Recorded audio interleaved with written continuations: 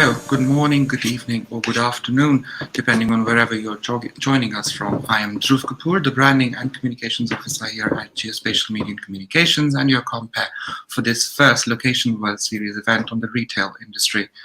Location impacts our daily lives and the world of business at large. For retailers, each transaction includes location components. What's important for a retailer is to correlate the where to the what, who, when, how, and why. Analysis of location data helps them understand market conditions and performance. With demographic and behavioral factors added in, they can make informed decisions, resulting in a boost to services as well as sales. The dramatic change in the past year alone has made location intelligence indispensable to retailers, both on and offline. New technologies can ensure not just short-term profitability, but longevity of the business itself. Our keynote speaker today, Mr. Mayank Singh, an alumnus of both IIM Calcutta and ISB Hyderabad, is currently the digital marketing and technology head at Domino's in Indonesia, where he is involved in omnichannel planning and CRM management. Without ado, I'd like to invite him to share his insights on the value of location intelligence for retail businesses. Thanks, Dhruv, for the introduction, and hello and namaste to all the viewers, and especially to Geospatial Media for inviting me. Being a keynote speaker on a very interesting topic, which is the value of location intelligence for the retailer. So the value of intelligence for the retailers is not just a new concept, it has been there for ages. The retailers have been always specific when it comes to opening a new store in a specific location, looking for the right marketplace, right corner, right spot.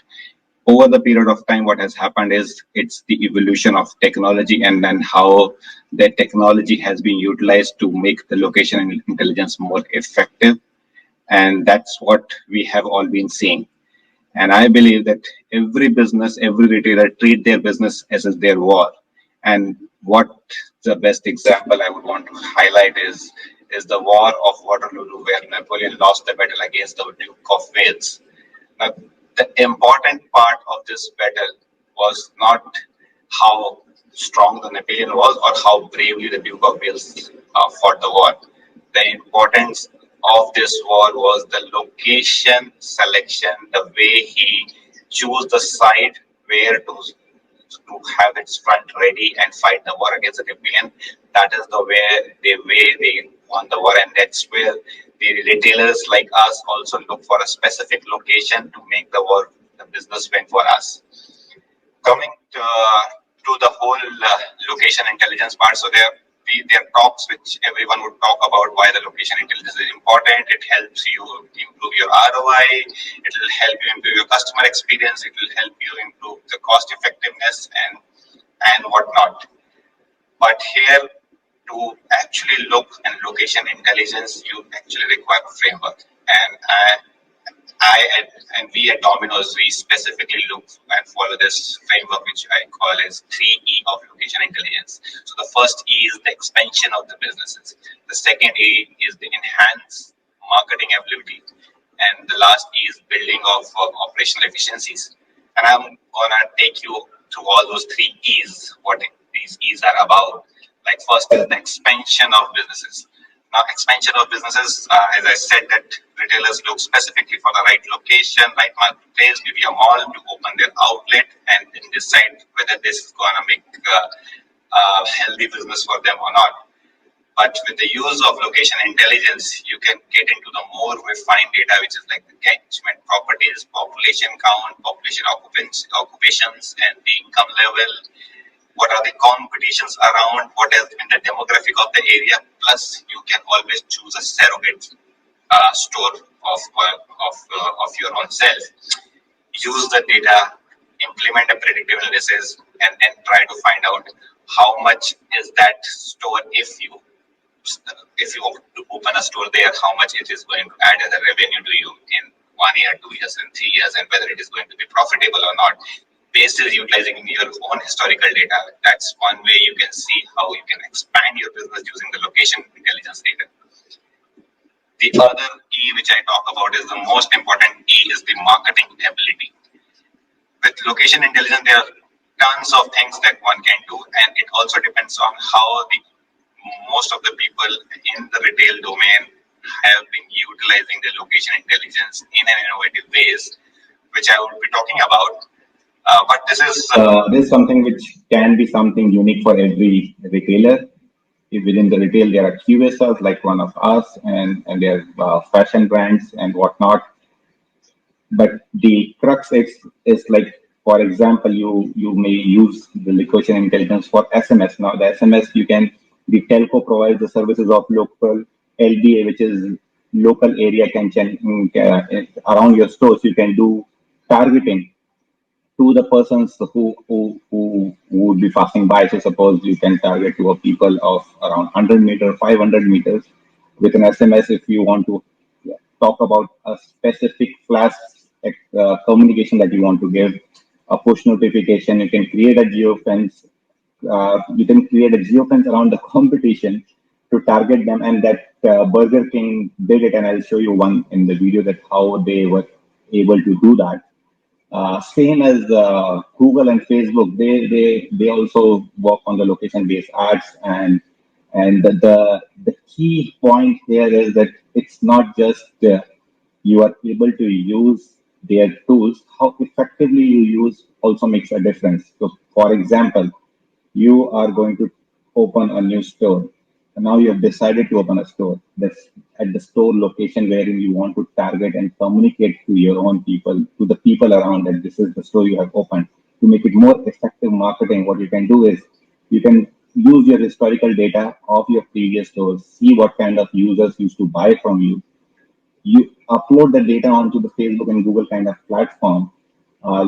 Find a lookalike audience to that kind of user in that particular area, and in the kilometer zone of 1 kilometer, 2 kilometer, whatever the target size which you want to target, and that becomes a more effective communication and targeting while bringing sales for your outlet. So that's one way, but everyone would remember the billboards, which has been which was also always a location-driven intelligence.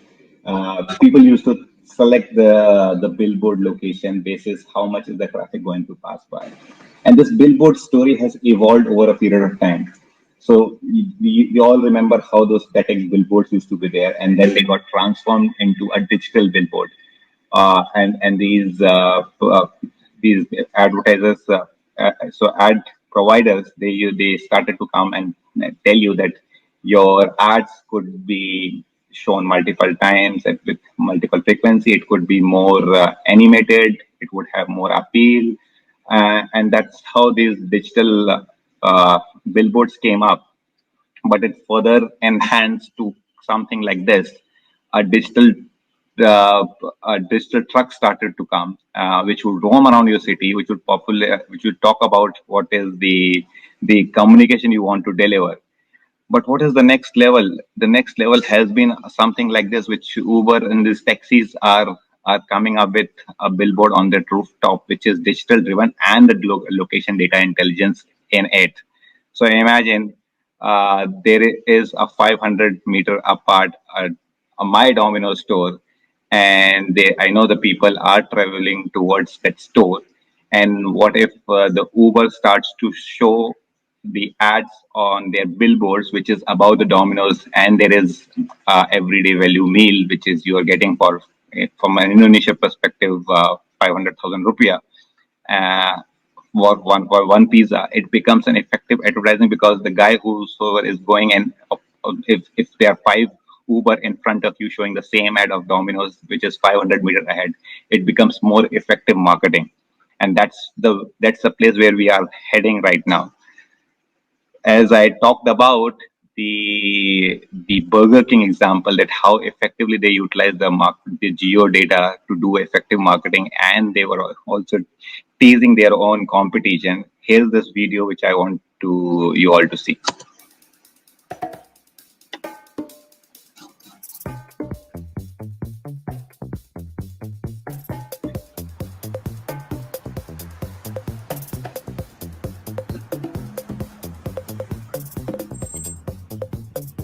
Hi, we're just here to order the Whopper. Whopper?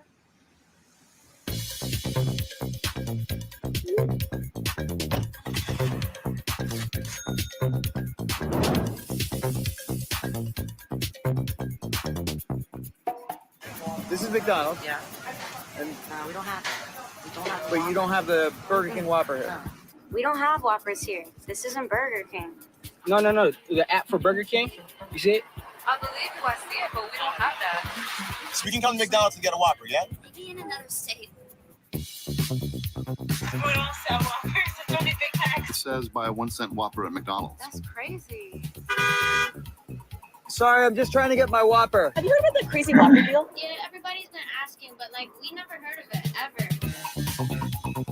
Can you do a Whopper Junior? They probably can make that. It wouldn't be as good as Burger King would, to be honest with you.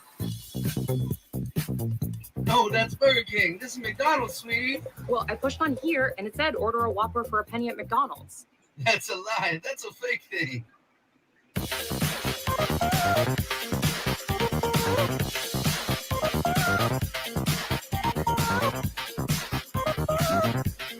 Okay, where's the Burger King?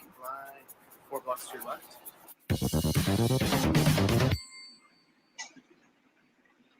So this was a very interesting marketing which Burger King did was that you need to have a Burger King app, so which was helping them to increase their app downloads.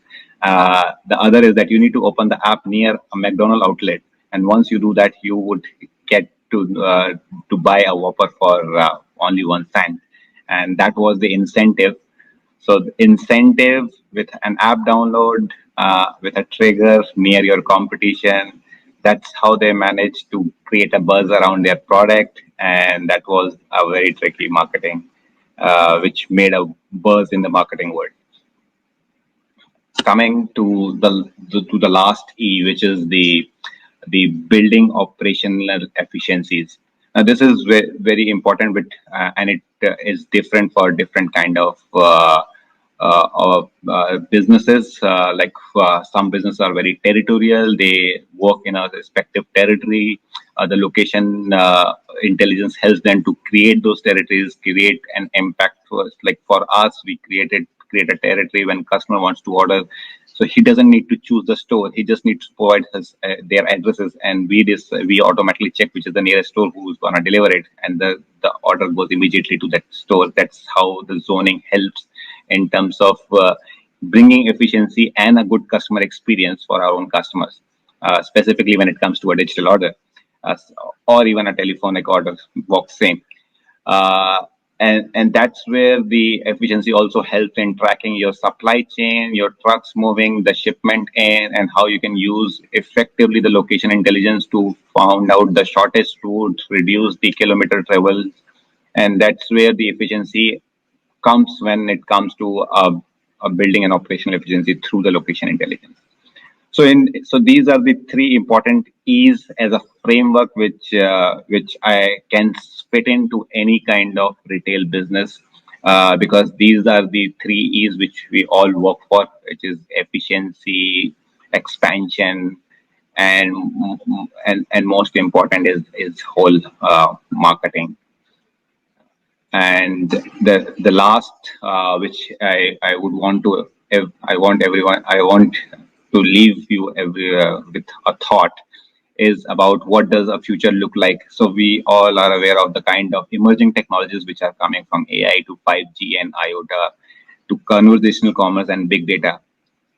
These all are just going to empower more how the location intelligence can be utilized, where with the help of AI, more into getting into the prediction, with the use of 5G, getting into the data supply. So when I was talking about those billboard, digital billboard on the taxis, with the help of 5G, the kind of data transmission speed that we have, it would be so easy to run effective marketing on the fly, with giving a rich user experience to the one who is watching and the kind of video that can be played.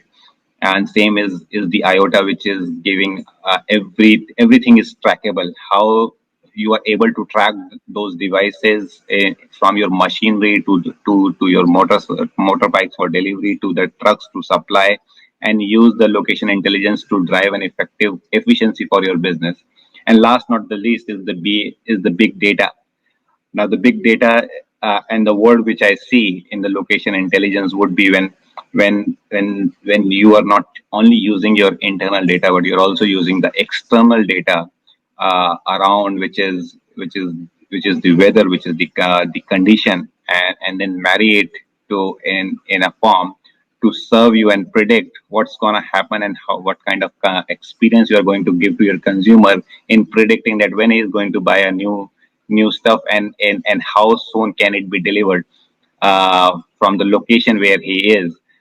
So before he could even think, a message can come up and tell him that the 5 minutes way away is your product, and we think that you would be interested. And that's the future look like with the role of location intelligence in it.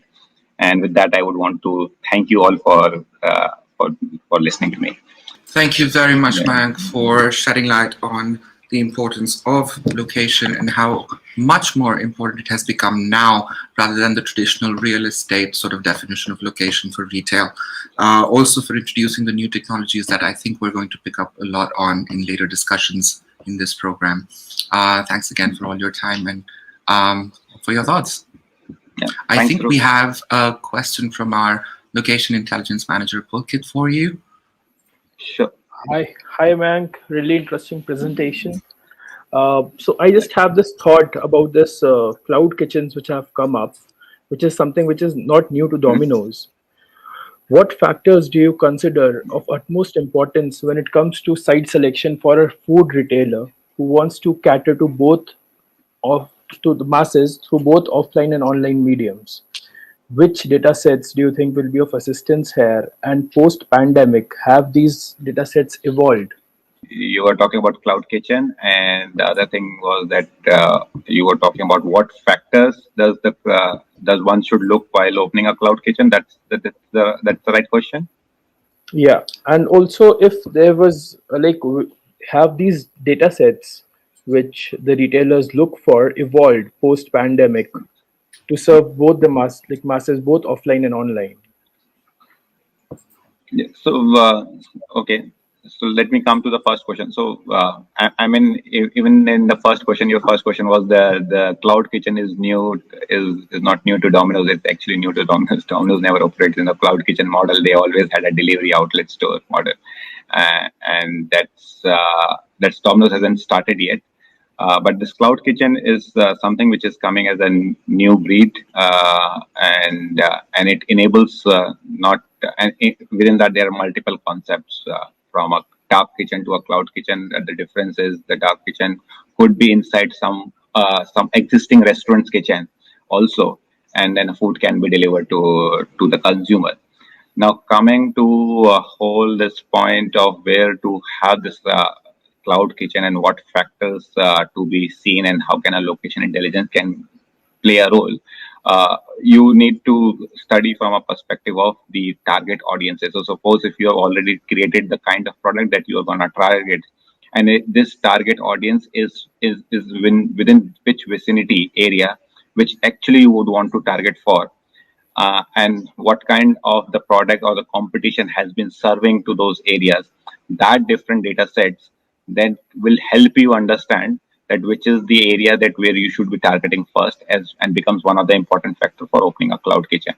So you would not go and open a Cloud Kitchen somewhere outside far, because you will also have to see the delivery time. Your food is perishable product. It has to have a limited delivery time. So it could be from 20 minutes to 15 minutes to 10 minutes, and that's where your distance from your consumer should be, and that's how you should be planning it. The other question which you mentioned was the last one was with respect to, have these data sets evolved post-pandemic? Are we looking for an alternate data set which, yeah. So the I think in terms of data sets evolvement post-pandemic, what has happened is the adoption of consumer to the digital world has happened. So you as a consumer might not have you as a business might not have immediate consumer data unless you would have gone digital yourself and started acquiring those customers digitally to have your data to be utilized post-pandemic. But players like you would say, I would talk about the aggregators of the world. They have necessarily got a lot of data after this pandemic thing, and they are more efficient in terms of, suppose if I am talking about opening a cloud kitchen, an aggregator would have excellent data, enriched data, which can be utilized to understand which is the hotspots where a cloud kitchen is required and how much is the potential for that business from a given location. Thank you, Mayank. I'll now head back and give my mic back to Dhruv. Thank you so very much, Mayank. I do hope it's not too late for you and you will stick around for the rest of the panels today. Moving on to the first panel in the program,